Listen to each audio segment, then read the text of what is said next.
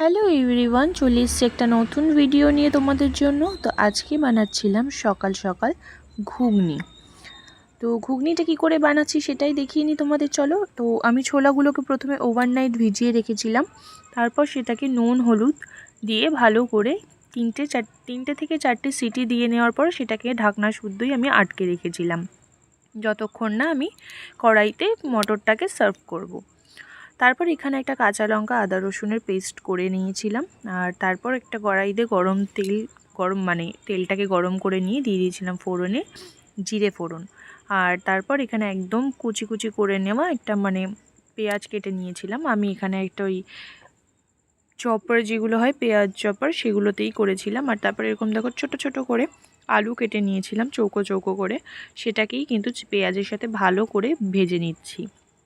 আর দিয়ে দিয়েছিলাম অল্প করে একটু নুন, যাতে পেঁয়াজ আর আলুটা ভালো করে তাড়াতাড়ি সেদ্ধ হয়ে যায়। পেঁয়াজ তো সেদ্ধ হয়েই গেছিলো, আলুর জন্য আমি প্রথমে পেঁয়াজে কিন্তু কোনো রকম নুন দিইনি। আলুটা দেওয়ার পরেই আমি নুনটা ভালো করে দিয়ে এটাকে নাড়িয়ে চাড়িয়ে বেশ ভালো করে নরম করে নিয়েছি আলুটাকে ঢাকা দিয়ে। দেখো আলুটা কিন্তু সুন্দর করে একদম ভালো করে গলে গেছে। তারপর এখানে দিয়ে দিয়েছিলাম যে আদা রসুন কাঁচা লঙ্কার পেস্টটা করে রেখেছিলাম, সেটাও দিয়ে দিয়েছি এখানে আলুর মধ্যেই। ভালো করে এবার মশলাটাকে কষিয়ে নেব। মশলাটা কষিয়ে নেওয়া হয়ে গেলে দিয়ে দিয়েছি এখানে নুন আর বেশ কিছুটা কাশ্মীরি রেড চিলি পাউডার। মশলা বলতে আমাদের আর এখানে সেরকম কিছু লাগছে না, পরে একটা ভাজা মশলা অ্যাড করব, সেটা আমি তোমাদেরকে পরে বলে দিচ্ছি কি কি ভাজা মশলা ছিল ওতে। এই মশলাটা ভালো করে কষানো হয়ে গেলে, মশলার কাঁচা গন্ধটা চলে গেলে ছোট ছোট করে কেটে রাখা টমেটো কুচি এখানে দিয়ে দিয়েছি আমি। টমেটোটাকেও ভালো করে কিন্তু নরম করে নেব।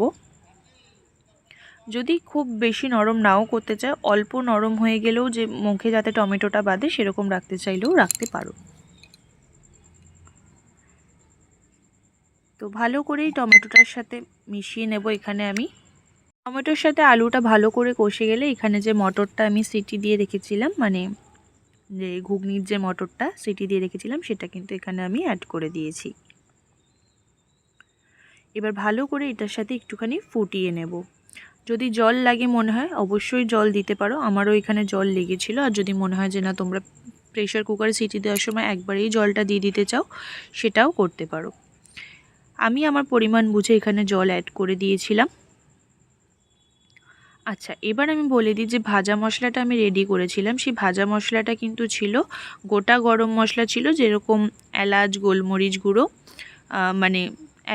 গোটা এলাচ গোটা গোলমরিচ গোটা মৌরি, হচ্ছে জিরে আর গোটা ধনে, আর হচ্ছে শুকনো লঙ্কা। এগুলোকে আমি ড্রাই রোস্ট করে ভালো করে গুঁড়ো আগে থেকেই করে রেখেছিলাম। আমি মশলাটা বেশ অনেকটাই করে রাখি এই কারণেই যে অন্য কোনো তরকারিতেও দিতে লাগে, সেই জন্য আমি এটাকে একবারেই করে রেখেছিলাম। নামানোর আগে এখানে একটুখানি গরম মশলা গুঁড়োও আমি দিয়ে দিয়েছিলাম। আর দেখো একদম কিন্তু ঘুগনিটা একদম প্রপার রেডি হয়ে গেছে, আর দেখতে কতটা লোভনীয় লাগছে, আর খেতেও কিন্তু অসাধারণ হয়েছিল।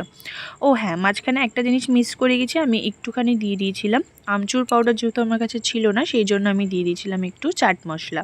তো রেসিপিটা তোমাদের কেমন লাগলো অবশ্যই আমাকে জানিও।